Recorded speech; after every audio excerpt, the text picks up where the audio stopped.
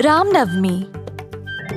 एक सुबह परिवार के सदस्य घर को फूलों और पत्तों से सजाने में लगे थे। पिंकू बहुत उत्सुक था और खुशी से अपने पापा के पास गया जो दरवाजे पर फूल लगा रहे थे। पापा, आज क्या खास है? आप घर को इतने सुंदर तरीके से क्यों सजा रहे हो? तभी माँ आई प्रसाद लेके और बोली, बेटा, आज रामनवमी है, भगवान राम जी का जन्मदिन। तभी नीलू आई पिंकू के पास और पूछी अगर वह उसके साथ इस त्योहार पर मंदिर चलेगा। वैसे रामनवमी का महत्व क्या है? हम इस दिन को क्यों मनाते हैं? उस समय बालू आया श्री राम जी की पोशाक में। मैं बताऊंगा कहानी, मैं बताऊंगा। पिंकू और नीलू बालू को राम जी के भेष में देखकर हैरान रह गए। वाह बालू, तुम बराबर भगवान राम की तरह लग रहे हो। ओह धन्यवाद। अच्छा ठीक है, मैं रामनवमी की कहानी सुनाऊंगा। कई साल पहले रहते थे महाराज दशरथ, जिनकी कोई संतान नहीं थी, जिसकी वजह से वे परेशान थे। संत वशिष्ठ ने उनको ये सलाह दी कि वह यज्ञ पूजा करे और उनको 4 पुत्रों का वरदान मिलेगा। जल्द एक दिव्य व्यक्ति यज्ञ की आग से निकल आया, हाथ में मिठाई की थाल लिए हुए। उसने इन मिठाइयों को अपने 3 पत्नियों के बीच बांटने के लिए कहा। जल्द कौशल्या ने एक पुत्र को जन्म दिया, जिसको राम का नाम दिया गया।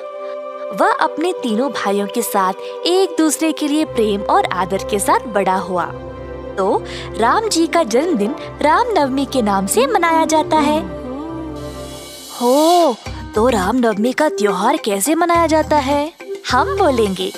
मम्मी मुझे और बाकी लोगों को सुबह सवेरे जगाती है। फिर हम सब सुबह की रस्म रिवाज करते हैं और सूर्य को प्रार्थना करते हैं। और पता है, सारे मंदिर और घर इतने सुंदर तरीके से सजाए जाते हैं। मेरी मम्मी मुझे भजन कीर्तन सुनने के लिए मंदिर ले जाती है, प्रभु राम के जन्म के जश्न में। और मुझे तो गाना कितना पसंद है।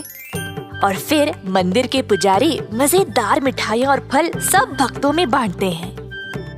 मेरी मम्मी स्वादिष्ट पानका बनाती है हर साल इस त्योहार पे। बहुत ही मजेदार होता है। आज मैं तुम लोगों को पिलाऊंगा।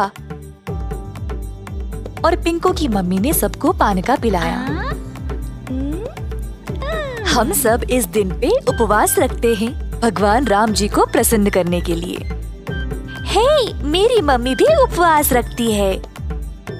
और इसके अलावा आज केवल राम भगवान का जन्मदिन ही नहीं, बल्कि राम और सीता का विवाह भी हुआ था। आज के दिन सीताराम कल्याण उत्सव भी मनाया जाता है। मैं तुम सबको सीताराम विवाह की कहानी सुनाती हूँ। एक बार था एक राजा, जनका महाराज, जो सीता के पिताश्री थे। जब सीता विवाह की लायक हुई, तब उसके पिताश्री ने उसके लिए एक स्वयंवर का प्रबंध किया। जो भी शिव धनुष एक भारी धनुष को तोड़ पाएगा, वही सीता के लिए योग्य होगा। बहुत सारे राजकुमार कई राज्यों से आए स्वयंवर के लिए। सीता के हाथ के लिए अन्य धर्मों और संस्कृतियों से आए राजकुमार, परंतु कोई भी शिव धनुष को उठा नहीं पाया। बहुत बलवान पुरुष भी थे, पर बहुत कोशिश करने के बाद भी कोई सफल नहीं हो पाया। उस समय राम और लक्ष्मण उधर आए अपने गुरु वशिष्ठ के साथ शिव धनुष को देखने के लिए। वशिष्ठ ने राम और लक्ष्मण को जनका महाराज से मिलाया और शिव धनुष को देखने की अनुमति मांगी। जनका महाराज ने समझाया कि आज सीता राजकुमारी का स्वयंवर था और जो भी इस धनुष को तोड़ पाएगा, वही सीता के पति बनने के लायक होगा। महाराज ने उनको शिवधनुष देखने की अनुमति दे दी। राम ने शिवधनुष को देखा और देखते ही उससे जुड़ा हुआ महसूस करने लगा। बस राम नीचे झुका और आराम से शिवधनुष को उठा लिया। सब लोग ये नजारा देखकर आश्चर्यचकित रह गए।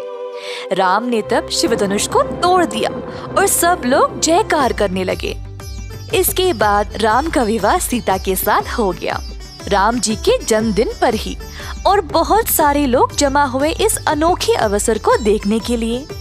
राम और सीता का विवाह एक त्योहार की तरह मनाया गया।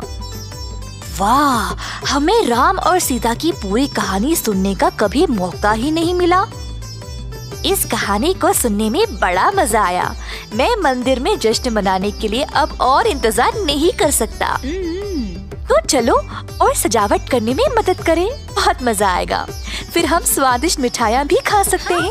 मुझे सब में हिस्सा लेना है।